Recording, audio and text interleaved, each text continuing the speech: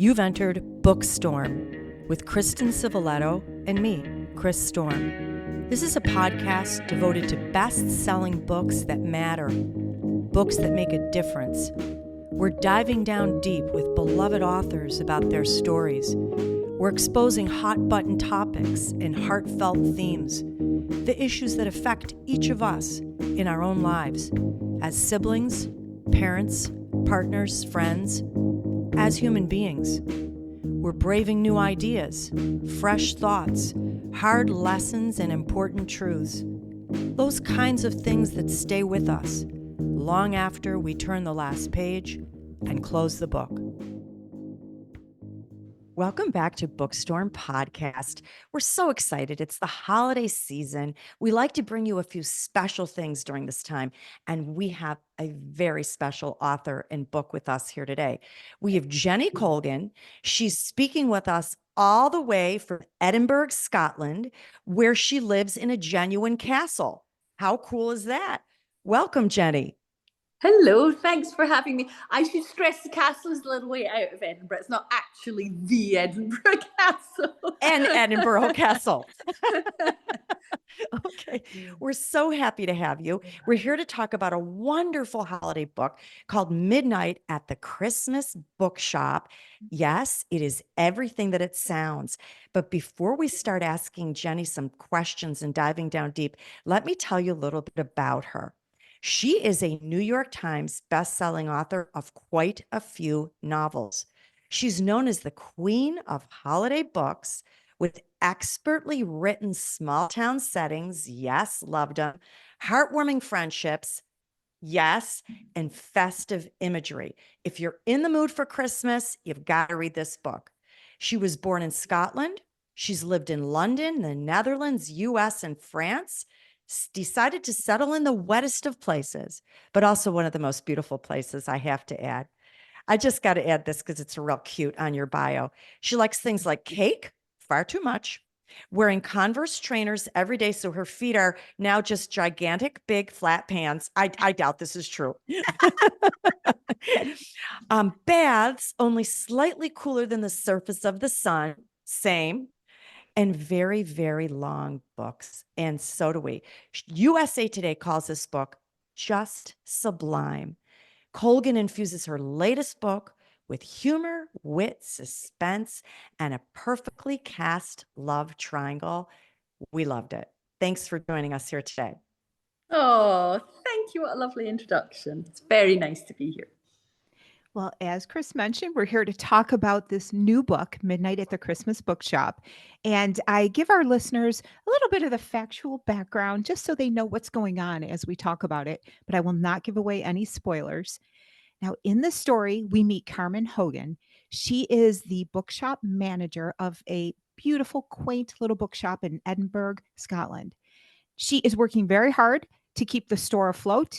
In fact, she invited an American film company to film a cheesy Christmas movie there. She is doing some negotiations and also trying to fend off a potential buyer who wants to turn the bookshop into a very, touristy kind of spot that is really not in line with what everybody else is doing on the street. And she is also going through a very difficult breakup. She has met somebody. He is now a few thousand miles away. His name is OK. And just as the snow begins to fall, all sorts of beautiful possibilities start popping up in this quaint backdrop in this beautiful town. Did you want to add anything as far as what's going on in the story before we get started? I think you're going to know if you're going to like it or not from that excellent description. So no, Christy, I think we're fine. Well, wonderful. Well, Chris is going to kick us off. Go ahead, Chris. I've got to say for our readers, so I just love, it's a sweet story. It's got lots of laughter and some heartfelt truths, plus beautiful Christmas decorations. Just want to be in that little town. Carmen believed in two age-old beloved things, true love and the relevance and importance of dusty old bookshops. She and her love interest, OK, fought every obstacle, including themselves, to try to find that love. And OK gave us all a little bit of wisdom. He said, make all your choices as well as you can. That's all anyone can do. The universe was bigger and stranger than anything he or anyone else can comprehend. There was still so much they didn't know, never would, and that was okay. Wow, I really liked that. As the writer, did Carmen and OK's future belong to fate or wise choices? Or maybe a little of both?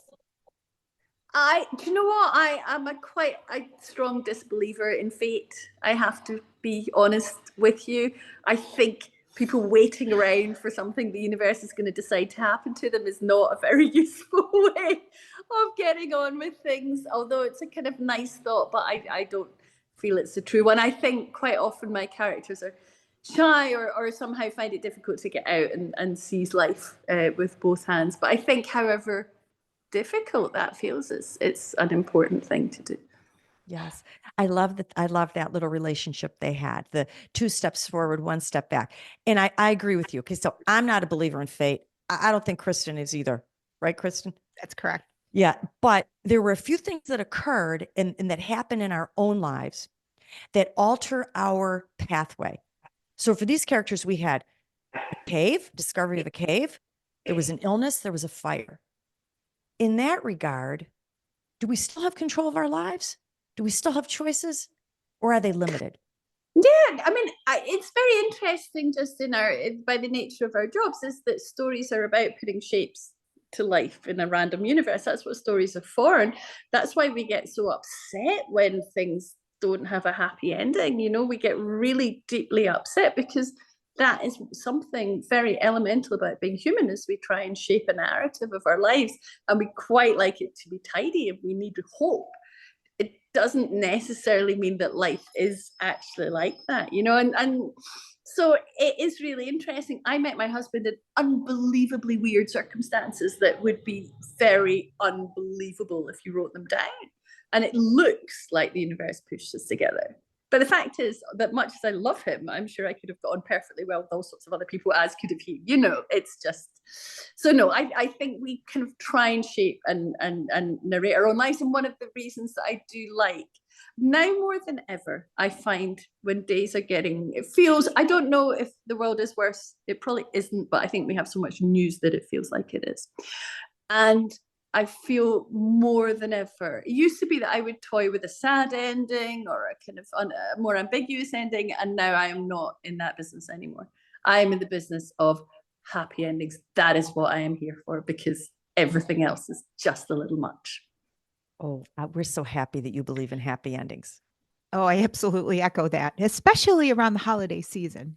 And I think it's better. Although it's funny, somebody did say to me, he said, well, yeah, but the kind of love stories people really, really, really adore are not happy at all. If you think of how much people still love The Bridges of Madison County or Titanic or One Day, you know, I don't want to spoiler anybody else's great romantic stories, but it is interesting that quite a lot of things people really, really love are not necessarily happy in the end. But I just know what I want when I pick up a book like mine, and it's for everything.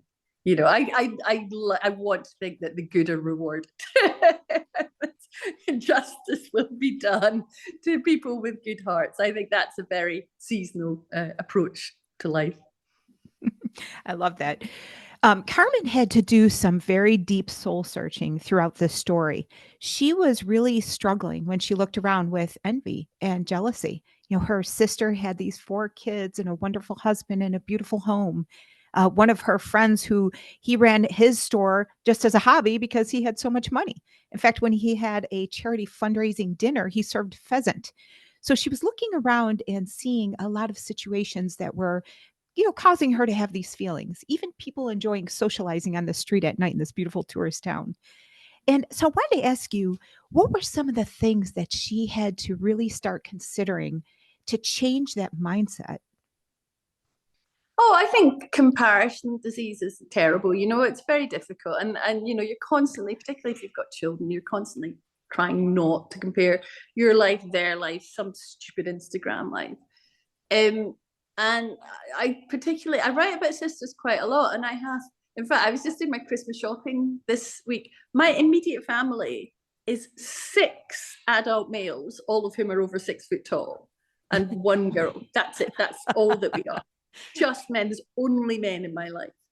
And but I am interested in sister relationships, because my relationship with my brothers is pretty uncomplicated. I just love them and they're brilliant, but they, and I just have to organize everything. But I am kind of interested in sisters, and when sisters hit milestones at different times. And Carmen and Sophia are interesting to me because Sophia does have, she's a lawyer and her house is lovely and she's got the children, but of course she works unbelievably hard to have that. The women that have those high-powered jobs and lots of kids and stuff, it's really difficult what they do. And, and they're in fabulous shape, and, those amazing women. But it's really hard. You can never stop, and you can't eat a sandwich and all of that stuff. So she sees Carmen as like really chilled, and she's got this kind of job in a shop. And of course, Carmen sees her as having it all. And I think that is interesting. In fact, I was just at a Christmas lunch with a clutch, and there's a lot of writers live in Edinburgh, and we get together. And we were talking about what makes a happy life. And we were really split between people that thought it was being able to be kind of meditative and chill, and people who thought that being useful and working was what built a happy life. And it's of constant interest. Sorry, I'm going way off the scope of the No, we do deep dives. This is exactly on target. Yeah. Actually, the funny thing is the conversation degenerated into how unbelievably fighty all the yoga teachers we are. No. And they're not chilled at all. They're always getting bankrupt, and it's terrible drama. So there's a bit about that, but also there is, particularly this time of year, there is this kind of hallmarky urge to have things a certain way, and that there's a certain expectation that every house is immaculate. And I was reading today this constant piece in the paper is like, oh, what to do when you're just invited to too many parties. And I was like, oh my god, that's how to politely turn down yet another party. And you're like, why would you write that? There's a million folk at home going, right, I'll just eat a sausage by myself. So that kind of crazed one-upmanship. Also, it's slightly easier in the US because you have Thanksgiving as a buffer between Halloween and Christmas, whereas here we don't. The second Halloween goes down, boom, everyone's got a part-time job, and it's called doing Christmas. There seems to be a lot of mission creep. I try and keep it very much to the 1st of December with Mariah and bringing it on, but it's hard. So I love Christmas, but I don't think we should really be. And everybody says it, but don't be taken in that that it should be perfect. But it doesn't stop us trying our best. Well, I love what you said about the things that bring us joy and give us energy. It's different for all people, and certainly all the writers that you were talking to. Everybody's got a different perspective. But I think at some point in your life, you need to really understand yourself and what gives you that excitement and that joy, to keep going. So it's really an important question that we don't think to ask ourselves sometimes until we're a little older and have gone through a few jobs or maybe a marriage, to stop and say, what is it that is at the core of my being gives me enjoyment? Yeah, and also I think this idea that being happy, one, is a state rather than a bunch of things that happen. But two, also that it's kind of, my husband works in yachting, so he works for billionaires that have these great big yachts. This idea that it's somehow, kind of lying on a hammock, and it just, it isn't, it really, really is not that. And I think particularly like you guys, if you work in the creative industries, you have a certain drive to get there anyway, because it's not easy to do it. So if you have look at you guys, you've got a podcast that's listened to in 1,500 cities. That's amazing to me. So therefore, if you're the kind of person that wants to do that kind of thing, then there's a lot of things you're going to want to do, and that's a perfectly good way of being satisfied. Whereas and I'm exactly the same, and sometimes that I think, oh, I should relax. I think, no, actually this is quite relaxing. So that's little words of wisdom that I love, that really is even in this story, the way that people find happiness versus joy. Joy sometimes I think is not circumstantial. It's what you insist upon feeling and being, versus maybe happiness is more circumstantial. I don't know, but this is interesting at this Christmas season. And I also love what you said, that the decorations don't have to be perfect. It is exhausting. You know, I actually envy what you have, that you start Christmas earlier, because we're in a mad frenzy here. Thanksgiving ends, and then we only have 4 weeks to get all these decorations up in Yeah. limited time to enjoy them. And it's exhausting. We had somebody on here the other day who said, just take something and glue some glitter on. And if that's your idea of happy, let that be your Christmas. I'm like, that is so refreshing. But yes, maybe yes and no, because I see your beautiful tree in the background. So then we got two sides. I loved the description of Christmas Edinburgh streets. And I'm going to quote from the book. It was as if a magical curtain had descended on the city, a black velvet layer covered in glitter. There was something magically defiant. The lights, the dancing, the shrieking, the fun. All of it was like a fist lifted to the sky to say, the darkness will not defeat us, not now, not ever. We will celebrate being halfway out of the dark. Wow, I really treasured that.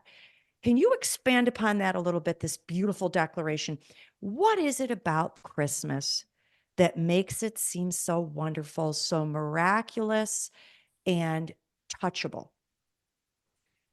Well, I think, Edinburgh is on the same latitude as Moscow, really, and we're very close to Oslo.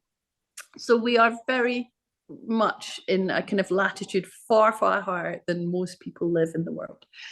And for us and the Scandies, Christmas is massive because it is dark. Here at the moment, it gets light about 8:30, 9:15 in the morning, and it starts getting dark again about 2:30. Wow. But we're in southern Scotland. If you go up to Shetland or Thurso or Orkney, then it's just dark all the time. You get no daylight, especially at the moment because it's cloudy. So, you're just living in the dark. In the summer, it never gets dark. And yeah, I think it's why the further away from the equator you go. When we used to live in the south of France, people have some oysters and go to church, and that's pretty much it. Whereas the further north you go, I mean, I tend to go to Norway in November and Sweden, and they're already all full on it. It's just vital to have something to keep you going, because this is the very lowest part of the year. So you need lights everywhere. I did not realize that Scotland was so dark. Yes. I'm Swedish, my ancestry, Oh, and I've yeah. been to Stockholm a couple times, and I know how dark it is and how difficult that can be.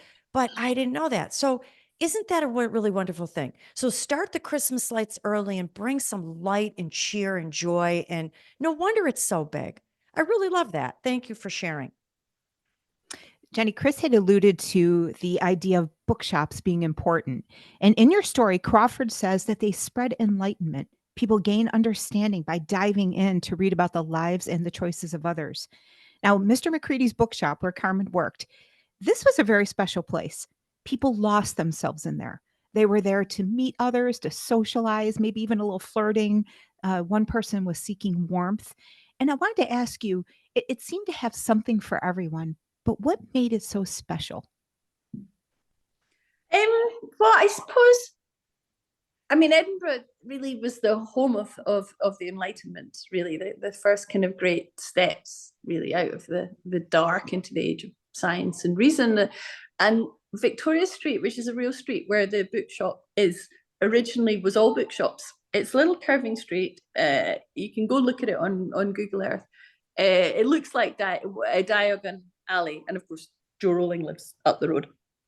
And but it used to all be bookshops, and it's near where the Scotsman, which has been running since the 1700s, which is our newspaper. So it's near where that was printed, and all the printed material came in from Europe, and it all came into the port, and it all got disseminated there. So everything down that street used to be bookshops. And when I was young, when I was a student here, there was still 3 or 4 left. Now there's only 1 left. And so I kind of wanted to get the spirit of the fact that if you wanted to read when books were incredibly expensive, this was where you came to. But also, I mean, I'm a writer like all writers. I'm just a reader, 2 steps to the left. Really, this is what we are. So you can design your own, your very clear view of what you want your own bookshop to look like.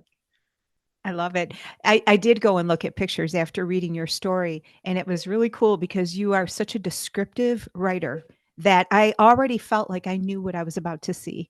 And I thought that was Oh. one of the most beautiful aspects of your book. In fact, my mom has my copy. And she said the same thing, that it was just you're immersed in this quaint, beautiful place and looking and intertwined with all these lives that, if that's a wonderful thing about books. We could Yes. dive in. Do you know when I'm talking sorry, there's noisy people on the road, I'll start. They when I'm talking to the students, I don't teach, but occasionally I'll give advice or whatever. And one thing I always say to them is, do not underestimate how interesting your quotidian is to somebody else, because I love books set in New York. The first time everyone goes to New York, they feel like they know it, whether it's through the cinema or through literature or however. The other people's daily lives in Brooklyn or in Taiwan or in New Zealand are of no consequence to you in terms of the bus that you take and what you eat, but they're incredibly interesting to other people. They will strike a chord with people who are familiar with your environment, and they will be authentic and interesting to people that are not familiar with it. Just because it's boring to you, because you do it every day, does not mean it's necessarily boring to other people, because that's what we read for, to put on someone else's life for a little while. Yeah, because then we get to step in a whole different world, a whole different place with different people and magical things that we couldn't maybe really visit in the real world, all sorts of places. Now, I have to tell for our listeners, we're talking a lot of beauty and serious topics, but this book is also very funny. And one of the things I love the best, and now I know why you wrote it, because you got 6 brothers, the Farting Bear Christmas Stories. Those were... Those were hysterical. Are you going to write those for real? Because that would be really fun. Well, the book does kind of gently poke fun at various, but this was poking fun. We have a lot of celebrities that think it's very easy to write children's books, and they write these absolutely rubbish children's books, and that was kind of what that was about. Actually, what I do find funny, and I will write and write and write, is I find children funny, real children, and I really like, I don't mean like movie children that are full of like concern for adult emotions and other stuff that children simply do not do. I mean real children who are just not taking any rubbish. So yes, I like real children coming, up with celebrity children's books is something that kind of amuses me. I think, yeah, we have a farting bear. There's another one, actually, there's another book in this series, and they have the bear who makes friends at Christmas. And they all do yoga, and it's equally terrible. It's all about a bear who has to learn to love himself. Just that really trite stuff that people think children will like. And they never do. Children like things like the Gruffalo, where things eat other things, or I want my hat back, where he eats a rabbit.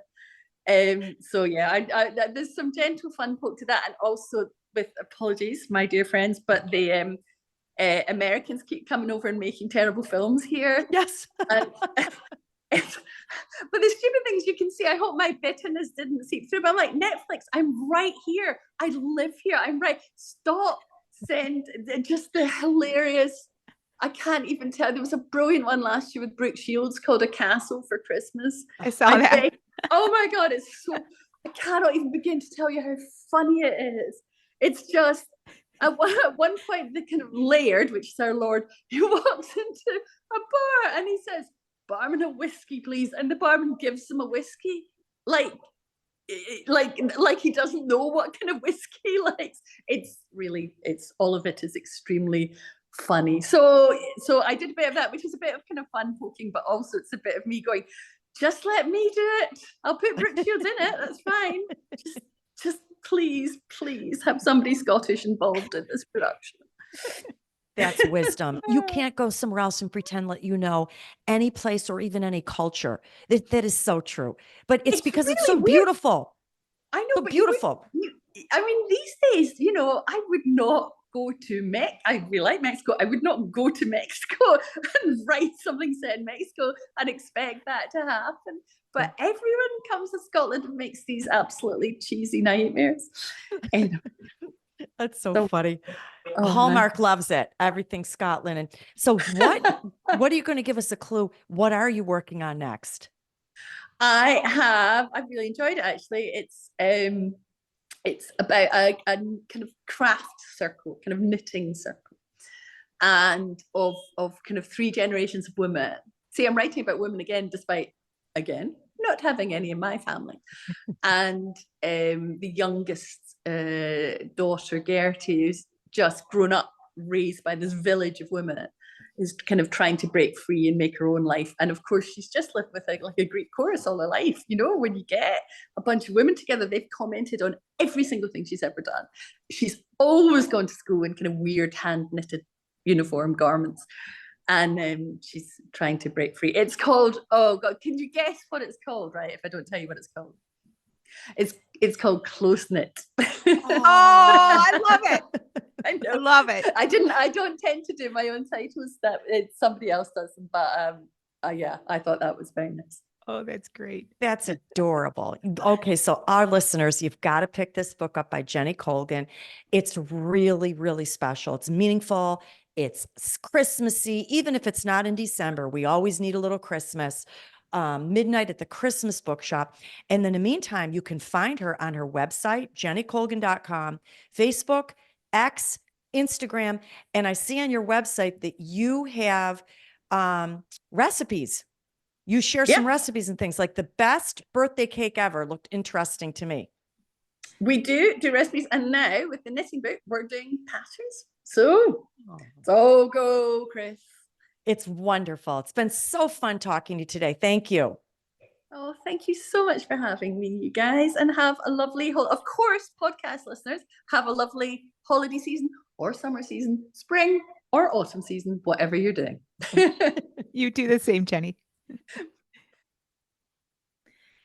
Now I know why Jenny's books are so funny. She is just a force of personality, and that comes through in these characters and her writing style. And I want to talk about all the festivities and the wonderful things, but there was something else I wanted to talk about first. Jenny had mentioned this comparison disease. And it's almost a syndrome, right? Where we look at everybody having the glittery lights on the outside and the beautiful decor, decorations. But the fact is, we're all dealing with things, we're all struggling. And I just thought that was a really interesting theme running through the story. You don't often see that theme.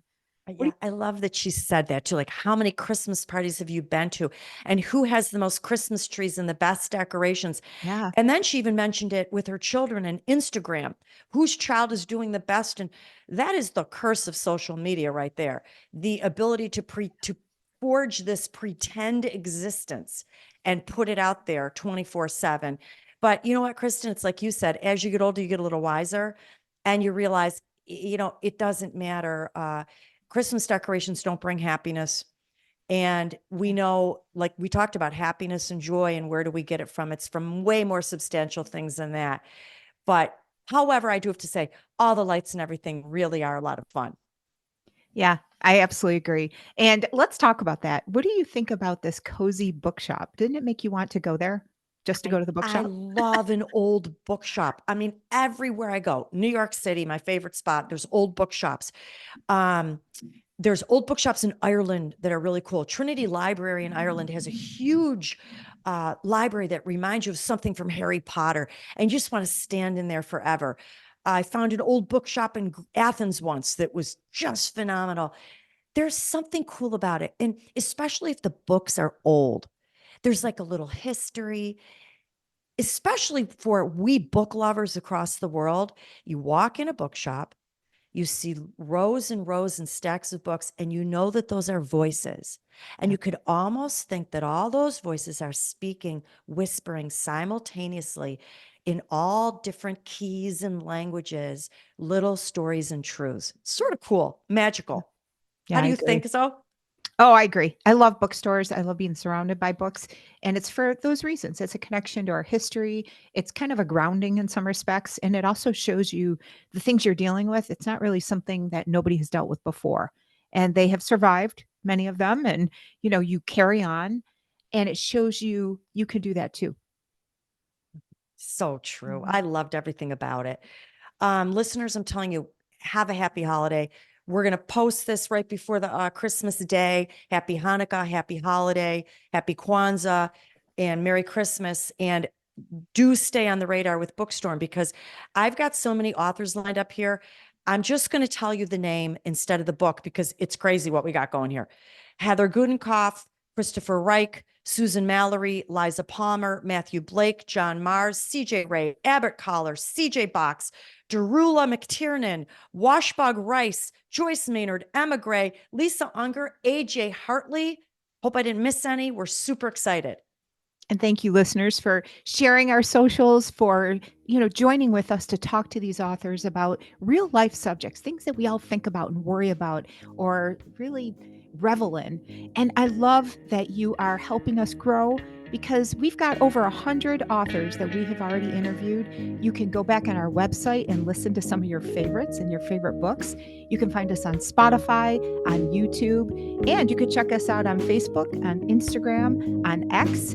Our website is bookstormpodcast.com. So we absolutely are thankful for you, and just keep on coming back. Until next time, one of the best ways to brave the storm, listeners, is to dive down deep with life-changing fiction.